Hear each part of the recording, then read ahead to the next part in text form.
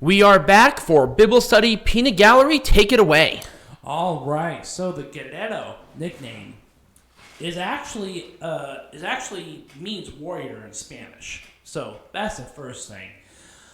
Now we look at the name Guerrero within not necessarily the Mexican specific kind of culture, but let's look at it from a Hispanic culture point of view, because it's actually more popular in Spain than it is in Mexico.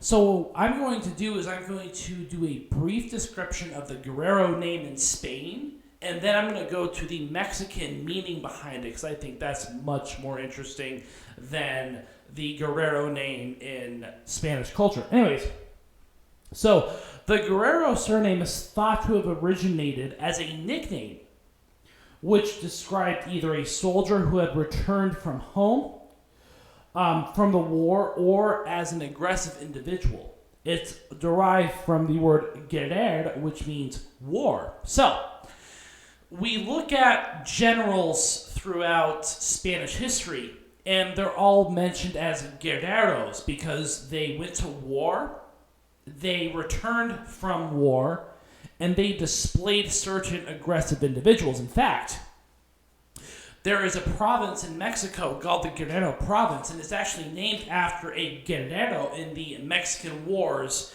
that have happened throughout various histories. I think it was the one who was part of one of those Mexican revolutions back in the 1820s when they broke away from Spain. In fact, the entire province was named after the individual whose last name was Guerrero. Now, Guerrero is kind of like Smith within our culture. Like, there are a ton of unrelated families who are named Guerrero within Mexican culture. But what I find more interesting is the history of the Aztec warriors.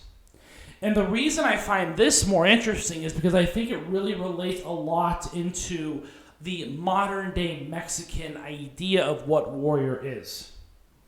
So let's talk about the mythological place of origin for the particular class. So it was a warrior class within Aztec society.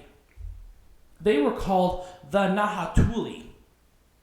Now, in spite of their fascinating achievements of the avenues of rich culture and sophisticated agricultural practice, our popular notions tend to gravitate towards the grisly practices of the Aztec, entailing human sacrifice. While the latter was indeed a part of Aztec domain, there is much more to these people than the ritualistic penchant of blood suggests.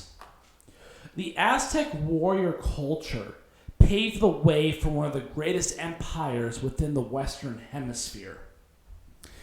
And you have to think that the very term Aztec does not pertain to a singular group of people, but the legacy of the Aztecs directly relates to that of the Mexica culture, one of the nomadic Chimachic people that entered the Valley of Mexico in 1200 AD. They were farmers and hunter-gatherers, but they were mostly known by their brethren by fierce warriors. And on the latter front, they were tested by the remnants of the Toltec Empire. In fact, according to one version of their legacy, it was the Toltec warlords who pursued the Mexica and forced them to retreat to an island.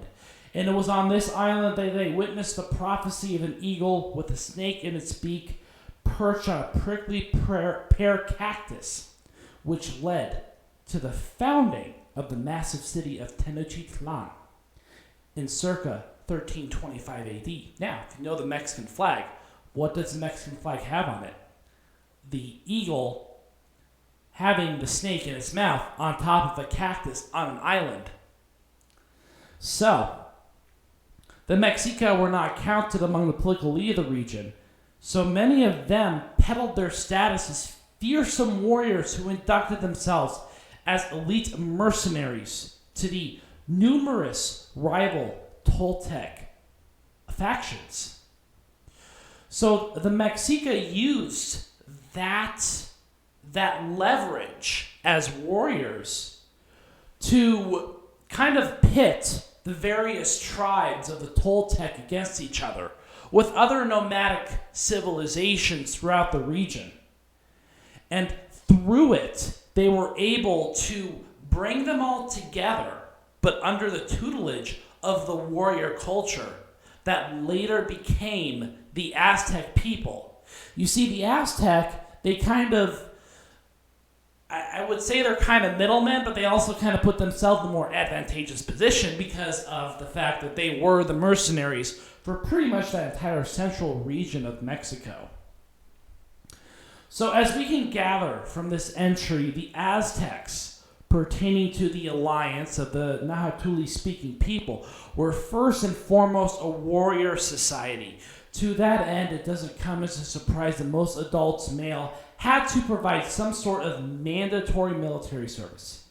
In fact, most boys born under those days were compulsory assigned as future warriors of the Aztec military state, irrespective of their statutes as commoners or nobles. Now, while many noble or high-ranking members of Aztec society played their crucial roles in both the political and military affairs, the Aztec military structure theoretically adhered to meritocracy. Simply put, a commoner could also rise up to the ranks of an Aztec warrior on the condition that he proved his ferocity and valor in battle by not only killing but also capturing a number of enemies and for the purpose of sacrifice. And so you got to think about the rigorous road also, because being an Aztec warrior within that culture was also very rigorous. So they were chosen as future warriors, and their training began as early as 5 years of age. And one of the first tasks was they had to perform the intensive physical labor of carrying heavy goods and crucial food supplies from the central marketplace up the stairs of the temples. And for that, they were provided with a frugal meal of half a maize cake at the age of 3, full maize cake at the age of 5, and 1.5 maize cakes at the age of 12. These paltry portions encouraged the would-be Aztec warrior to subsist on meager food items. Such Spartan nutrition patterns were only supplemented by ritual feasts conducted on particular days of the month.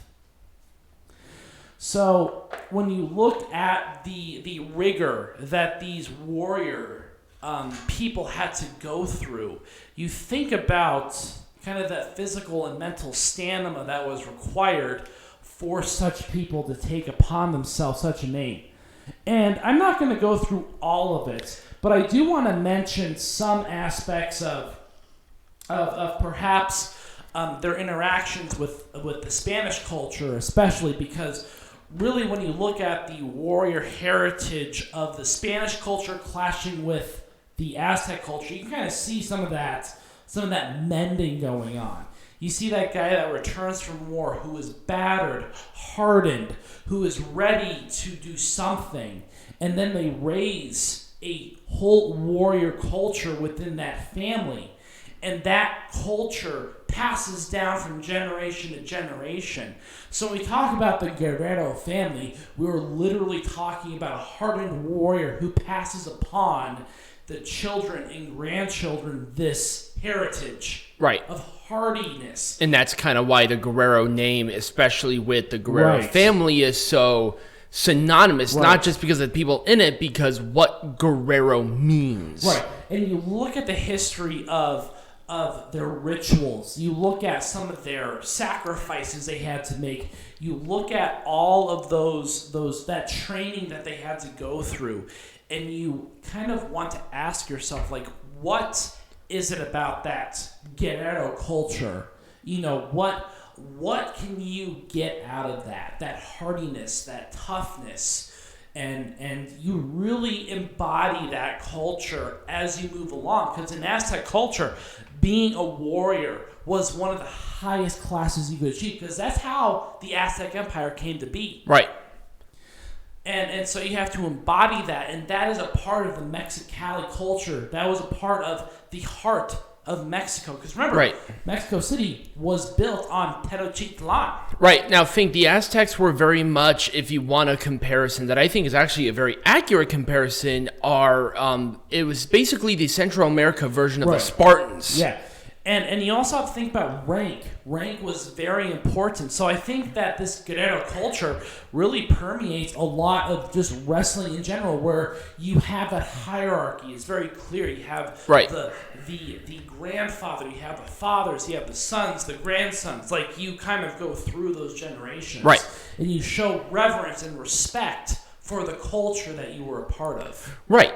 So that's kind of a brief. I mean, I could go for hours about like the Guerreros within that culture, but I think that we get to the Aztec portion and then we get to the Spanish portion. We kind of mend those together. We kind of have an idea of what the Guerrero means, not only within the ancient culture of Mexico, but also within the modern culture. Right. Yeah. Okay, so when we come back, I will be talking about wrestling lesson with the Guerrero family specifically. Yeah. So we'll be right back.